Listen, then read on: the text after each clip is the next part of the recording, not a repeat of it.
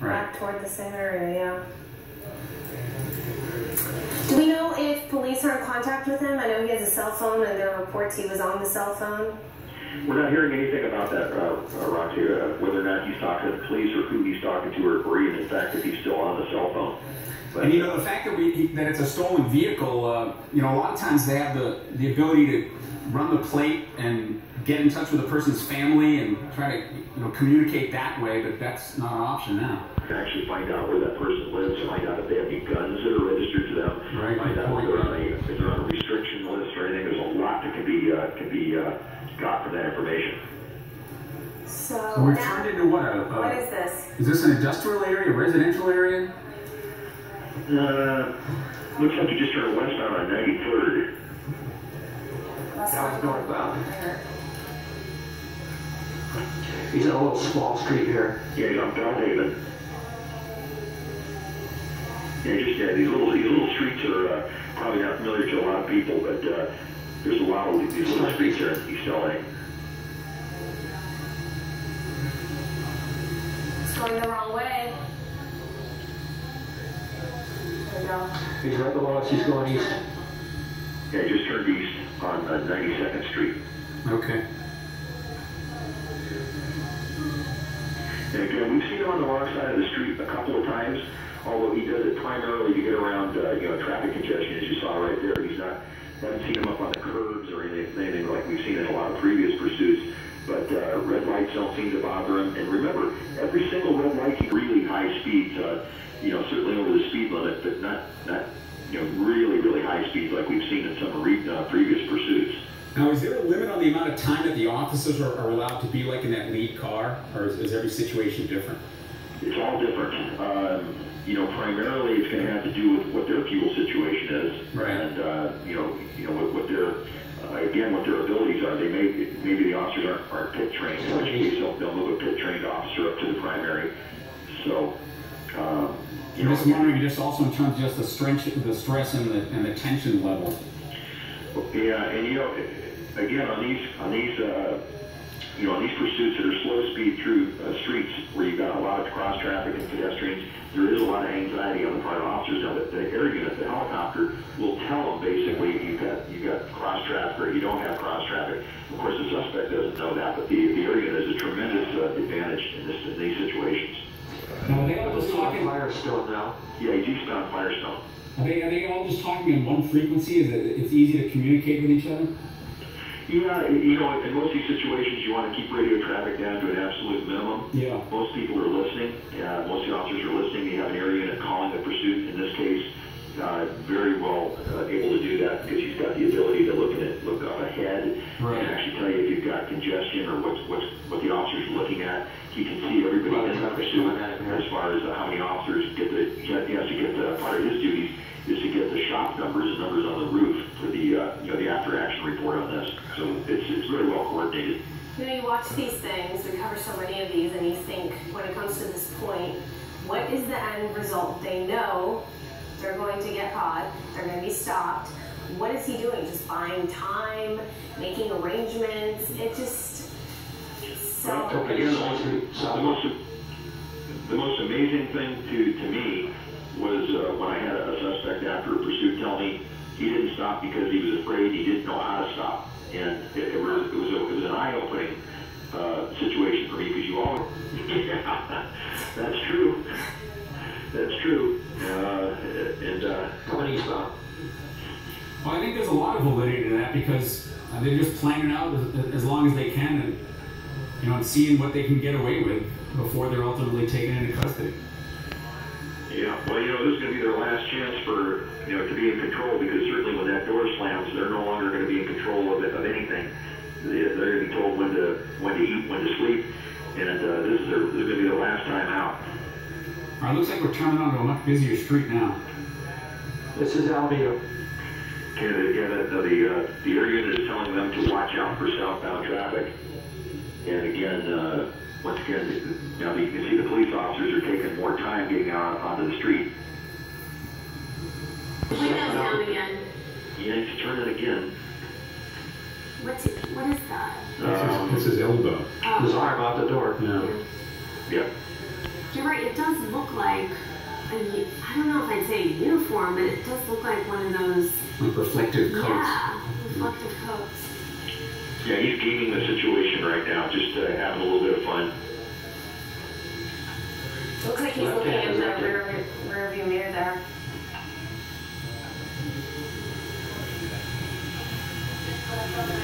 Yeah, he's looking out to the left, trying to see if there's anything in his hand. It's hard to tell, but it doesn't Yeah, look it doesn't like look like it. Yeah, it looks like he just got his arm out the window. Oh, So, like we've seen hold so on. many of these Here we go. Oh, no. it. Stopped and started again. That's probably he's done that a half a dozen Yeah. times.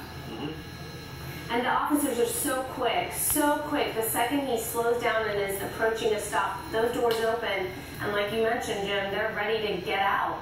Yeah. Yeah, anytime the car stops, whether it's a traffic violation or whatever it is, that passenger literally has the door open and his foot's on the ground before the car actually comes to a stop sometimes, just to get out and get a position of advantage. And you know what, I don't want to date myself, but I came on the police department in 1974, and there was a lot of talk about ambushes, and that was what they taught us in the academy was number one thing is to get away from that car. And we had a lot of time in. Yeah. That's what you were Not a talking good about. situation. Yeah. Yeah, they're putting themselves in danger and everybody else in danger too. Cheering him on. That's what it looks like. Slow down there.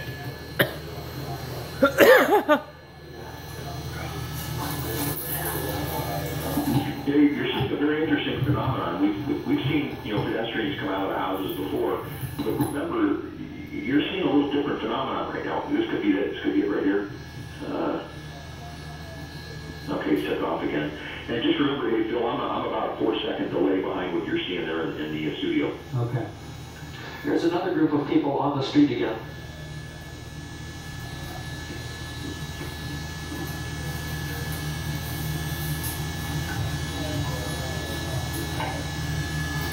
Just like he's taking a sightseeing tour through the neighborhoods. Still westbound on 92nd, Vinny? I think. Yes, he's still on 92nd, yes. It looked like that van tried to block him in.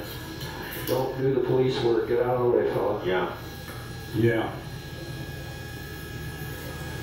Yeah, sometimes these guys will get in a position where they get in traffic and they can't get out. It's actually more dangerous because now you've got innocent people that are in that kill zone in front of the car that you have to worry about getting them out of there. So hopefully they don't get into harm's way. So I'm going to show you something here.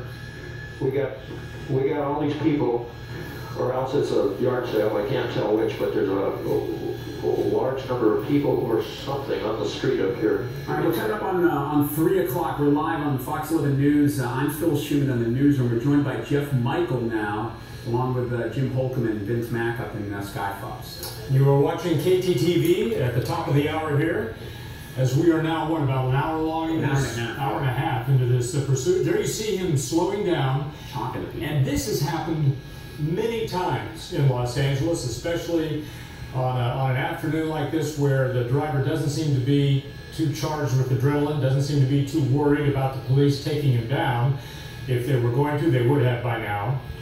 So he's in a much more confident mode than we've seen with many pursuits where that adrenaline is pumping, they're trying to get away. And what's our location now, Phil? I think we're still on 92nd Street westbound, Jeff. And what's the nearest cross street? Can you tell? Yeah, hold on 1 second. Still in the central The area. blue line tracks. Yeah, he just crossed the blue line there, westbound, so he's... We're probably coming up to Central or Avalon here shortly. So it's He's concentrating in this area. yeah. He's coming up. He's got to make a left or right turn up here at Central, I believe. Unless he turns here this other street, Little Street. Now, Jim, at such a slow speed, Watching that schnauzer? Are you watching that schnauzer? That he's in not have gotten some officers in front of him to deploy spikes. Little schnauzer. Well, they talked about that, and I think they may have tried to deploy him a couple of times. But remember, he's armed, and officers do not want to be in front of this guy or have him see a police car or anything like that in order for them to get those spikes And what's out this guy there. doing with his door open here? Okay. I didn't mean to interrupt you, but it's an odd move to open your door when somebody's talking to you through the passenger window. Well, that guy may be thinking about exiting that car quickly, and I mean, that's what I'd be thinking about if someone pulled up next to me in a situation like that, is getting away. You also, at this distance and at this speed in such a quiet area, you have a bullhorn option too. Any reason to believe that the lead car wouldn't be using that? Well, this guy certainly knows that they want him to stop, and the sirens are actually more of an advantage because it warns people, especially at a slow speed. They can hear the sirens for several blocks away, but you know, when you get in a high-speed situation, 6 miles an hour. Oh, here we are. I mean, he's just been crawling along for the past several minutes here. Yeah. Yeah. Okay, northbound.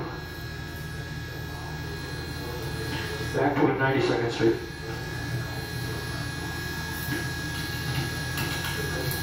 More people He's on our road in front of Alhaven. And we're hearing talk about a lot of juveniles, a lot of kids out in the street. Very, very dangerous. I mean, Yeah. I mean, this is horrible. This is just absolutely horrible. Right here, this guy's armed. Well, and the problem here, what happens is he can somehow garner the not just the attention, but possibly the compassion of people in the neighborhood who maybe think he's being picked on, and then they get in between the officers and the suspect, and then there's a real problem. Well, you know, I don't know if it's so much that, but there certainly is, you know, people like to root for the underdog, if you will. And in situations like this, you got the police in mass, and you got chasing one guy. It's really easy to get involved in that. Well, you know, just let's root him on. Even though Cameras out, and that's about the fastest we've seen him go. Is he on 92nd now? No, he's on Central. He's southbound on Central. Southbound on Central. Okay, gotcha. And now he's turning eastbound here. And again, all these people on the street. So how does that factor in what the officers are thinking and planning? Well, you know, if he keeps going around these spike strips are certainly going to be an option. But again, he's so slow speed. I mean, the spike strips, he could literally roll on the rims. And who knows how long? Maybe he might just do that. But And Jim, don't you think? I mean, his speed also would maybe indicate that he's being a little contemplative when it comes to what am I going to do next? Maybe I'm looking for the spot I can jump out. Maybe this is a neighborhood I've spent a lot of time in. Maybe I'm looking for a familiar face who will help me out. You can do all of that. Apparently, they don't have one in it as of yet, so that'll be something they have planned for the end of the pursuit as well. Right. In the ideal situation, you'd want to have your primary unit, secondary unit, and a canine unit there. He's picking up speed now, still in a neighborhood. Now looks like he's moving a little bit more, like maybe 30 miles an hour.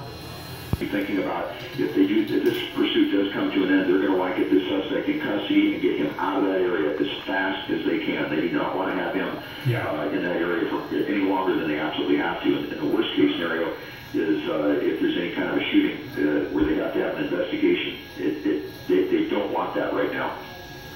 This is going to be a big problem because you got way too many people that are aware of this pursuit and they're starting to come out onto the street. Oh. Now we know that the suspect. Whoa! Busted the gate. Look at here. Is he going to go on the train track? You got a Metro going one direction and it stopped. Now he's going to turn around. That's the Blue Line train. Okay. Makes his U-turn. Now the officers are going to have to bust that gate as well to follow him. Wow.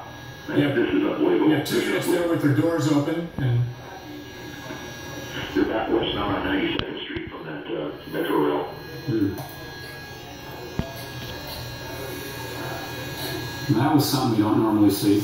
Well, it was just I mean, I think he thought he could maybe look at it. We don't. Oh, okay, the window's down.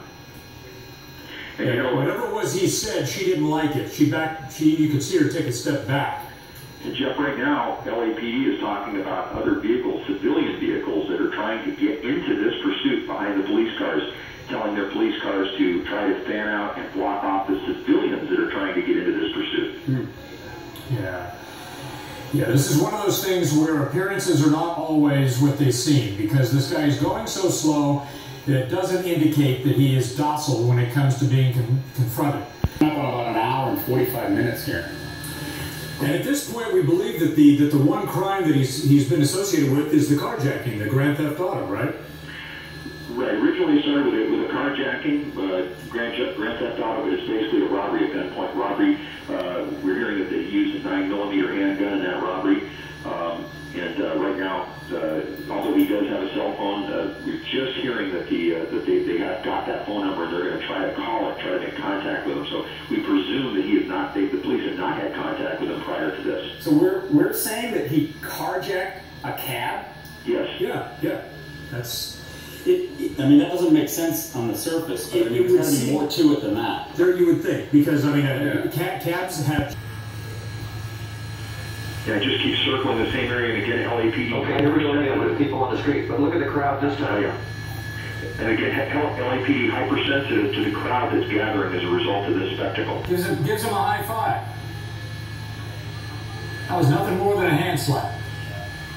Now he's all right. Now he's grandstanding. Now he's showboating a little bit. I think he's enjoying the apparent support of the neighborhood, and that's not doing him, the officers, or the people out there any good.